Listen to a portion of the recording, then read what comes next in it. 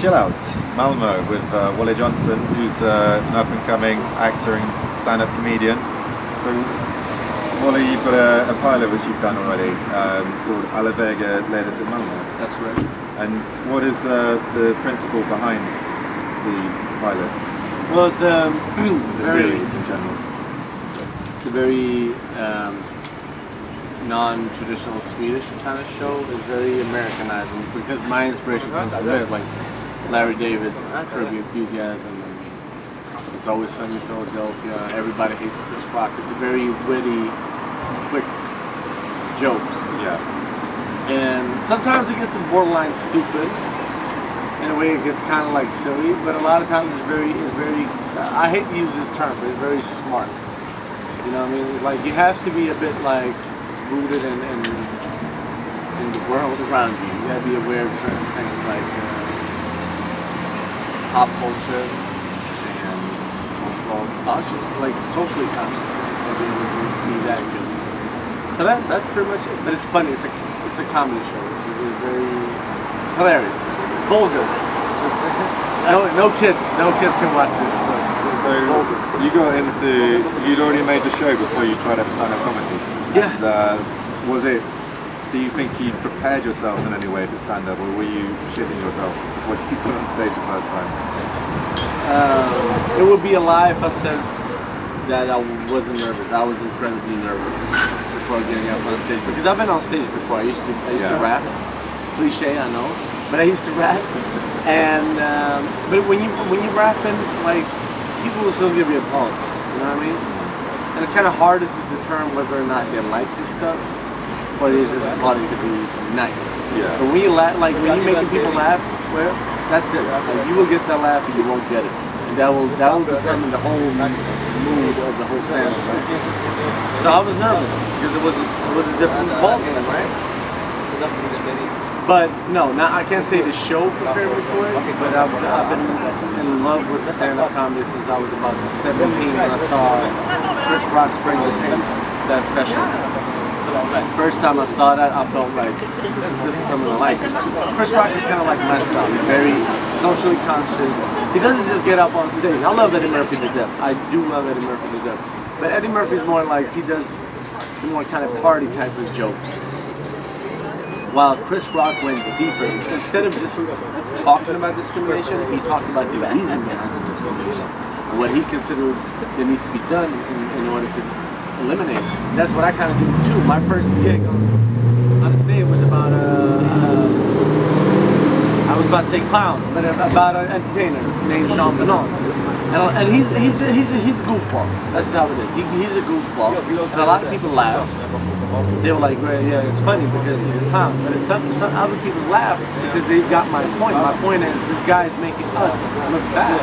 He making, like, that's how it is when you're a minority. One person out of your group can fuck it up for the rest of the group. That's it. Being a white guy, it's privilege.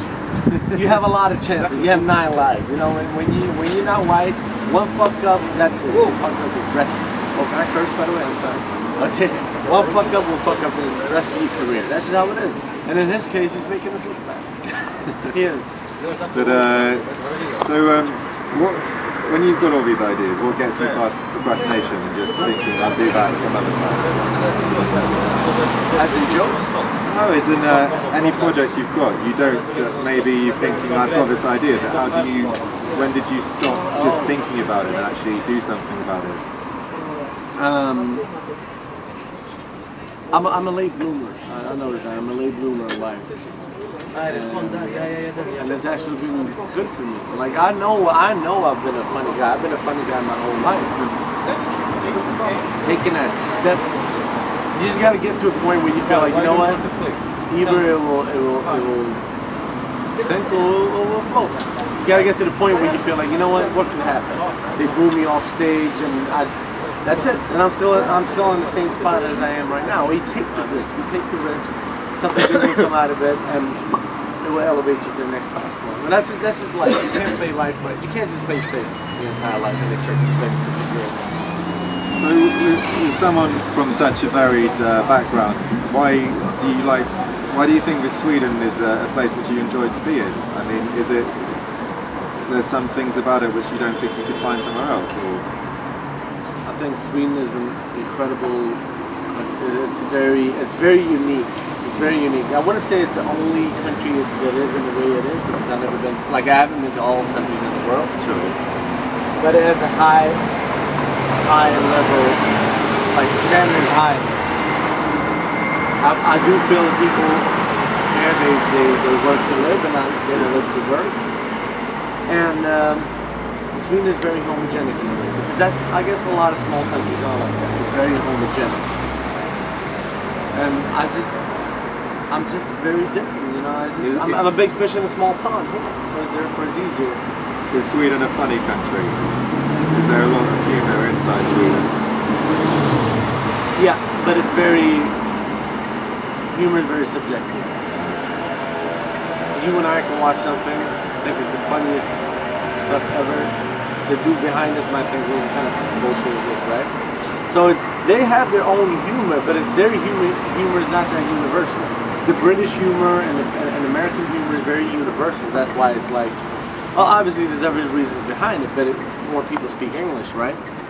But it's still certain things that you can translate it from Swedish or French maybe, or German. A lot of things you can't translate into another language without losing its fun. So it is funny. It's funny in its own way. But I wouldn't say it's like the top nations of comedy. I wouldn't say that, no.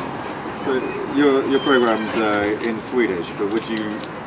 Thank you very much, Jack. Would you like to do a program in English as well if you have a chance? My character actually speaks English in that show. Okay.